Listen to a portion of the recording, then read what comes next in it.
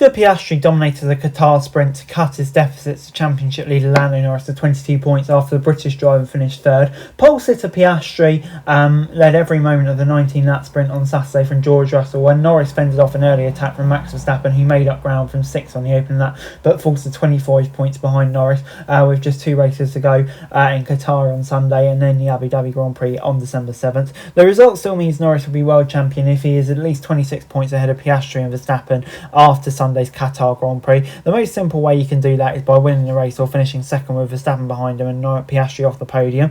Verstappen and Piastri must stay within 25 points to be in title contention next week. It's been a good weekend so far. Everything went smoothly in the sprint, so I'm happy with how things have been. Just need to keep it rolling. Tsunoda produced his best Red Bull result of the season in 5th despite a 5-second time penalty for track limits when Antonelli made the only pass in the top 10 during the sprint to finish 7th, also incurring a penalty for track limits. Fernando Alonso was 7th with Williams, Carlos Sainz the final point scorer in 8th. Ferrari had a difficult sprint.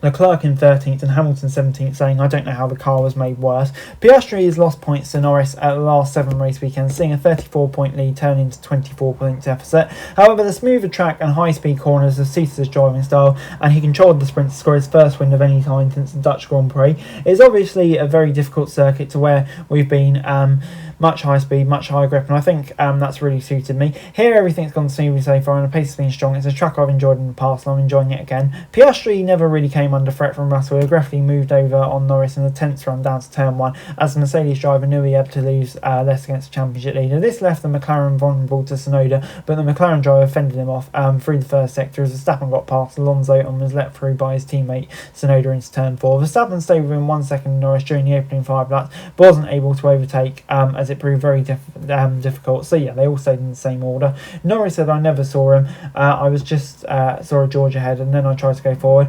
We tried to be pretty close at the start, but it was good. I don't see what happened behind Longston. It felt like a lot of pushing, so it's going to be a tough race tomorrow." And before I go, let me run you through the classification from the sprint. Piastri getting a much needed win, and yeah, hopefully he can take that into the race and we can set up a very intriguing decider next week. Russell second, really good job from him. Norris will be frustrated to finish behind Russell, but yeah, kind of damage already done. Max Verstappen probably the best he could do, which would be disappointing for him. Tsunoda 5th, great job from him. Yeah, he'll be delighted to be in there and hopefully he can be again in qualifying. Antonelli 6th, I mean, he'll be frustrated with that penalty. That really was unnecessary, wasn't it? Alonso 7th, I mean, good job from him, maximised what he had. Sainz as well did well to get a point. Hadjar 9th, I mean, frustrating to miss out on a point, but I still think he did well to get out there.